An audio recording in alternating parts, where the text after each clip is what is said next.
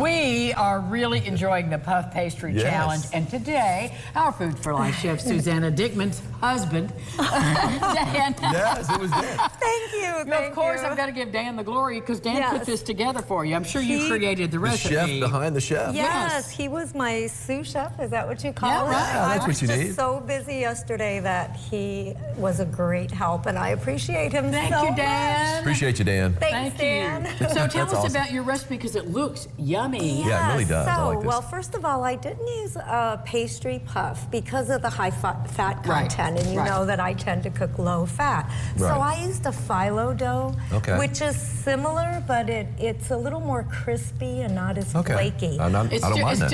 It's still in the ballpark. It's still, yes, it's still in the game.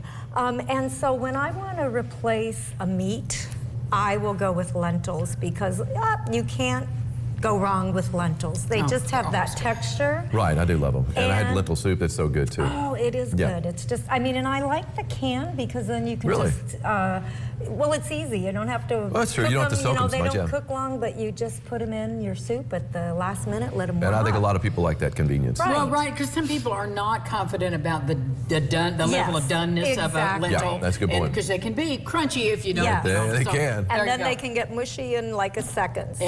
Yes. So dump the aquafaba. I did not rinse them. I just kept it. And so we have carrots and celery and onion and garlic. I use thyme and rosemary for my spices.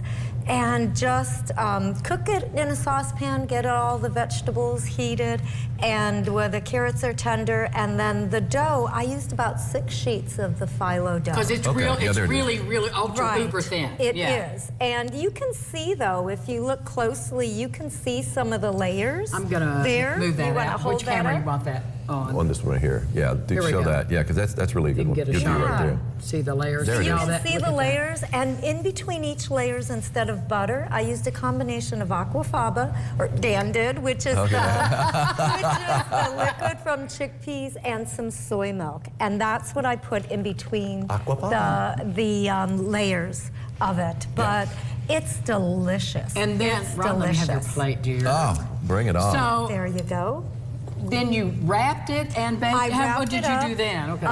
And at 400 degrees for about 25 minutes. And, you know, you're eating it at room temperature. Out of the oven, it's crunchy because of the phyllo dough.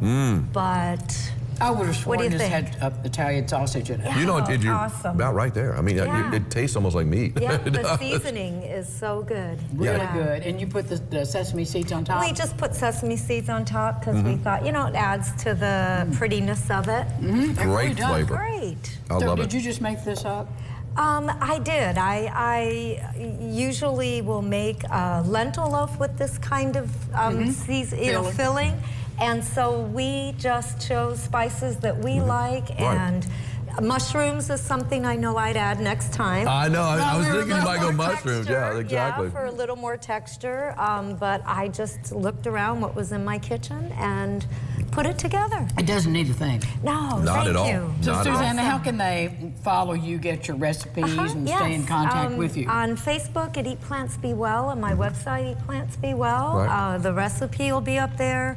You can click on and subscribe to my website and get newsletters. And Dan's website. Dan will be having his own website after this recipe.